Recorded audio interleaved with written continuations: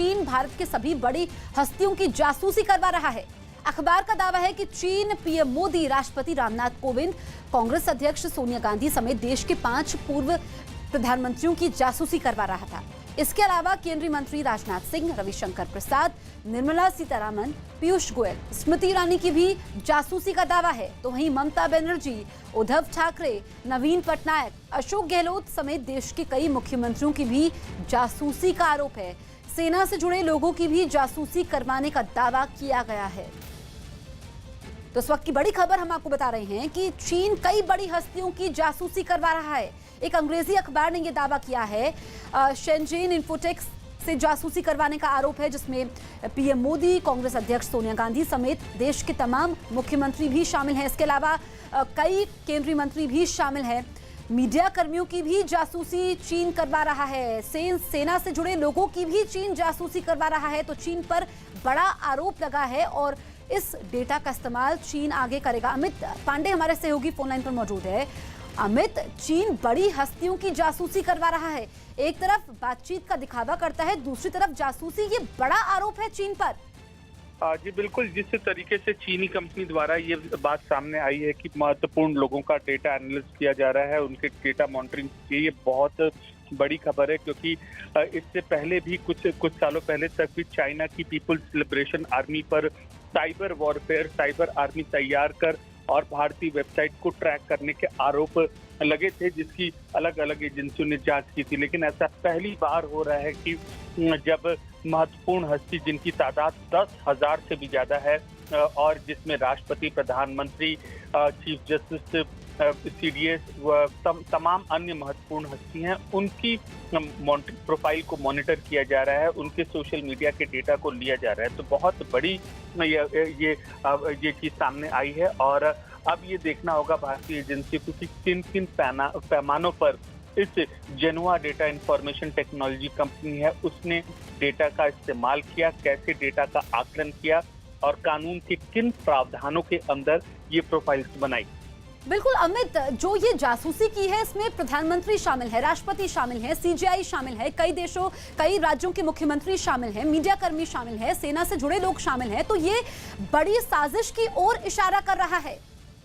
देखिए, अगर हम पैटर्न देखें यहाँ पर, तो जो प्रोफाइल मॉनिटरिंग होती हैं वो लॉ इन्फोर्समेंट एजेंसीज करती हैं, मसलन पुलिस, जांच एजेंसी, सेना इस स्तर की मॉनिटरिंग करती हैं। लेकिन ऐसा पहली बार सामने आया है कि जब चीन से जुड़ी कोई विदेशी कंपनी इस स्तर पर इतनी बड़ी तादाद में और इतना विस्तृत मॉनिटरिंग सोशल मीडिया प्रोफाइल पर कर रही है। यहाँ तक कि अगर इस जांच में सामने आई है कि ये जो ट्वीट करते थे महत्वपूर्ण हस्ती, उन्होंने कितनी बार ट्वीट किया, उसको किन किन लोगों ने रीट्वीट किया, उनको किन किन लोगों ने लाइक किया, इस तरीके से करके 10,000 से ज्यादा लोगों का एक प्रोफाइल तैयार किया गया और अलग अलग लोगों के प्रोफाइल का अलग अलग वक्त क्या चल रहा है, कैसे चल रहा है, उनका भी ये आकलन किया गया। तो एक बड़ी जानकारी यहाँ पर सामने आई है और अब ये आने वाले दिनों में ये एजेंसियां जो तफ्तीश करेंगी कि किस स्तर पर और आगे ये बढ़ी थी जांच,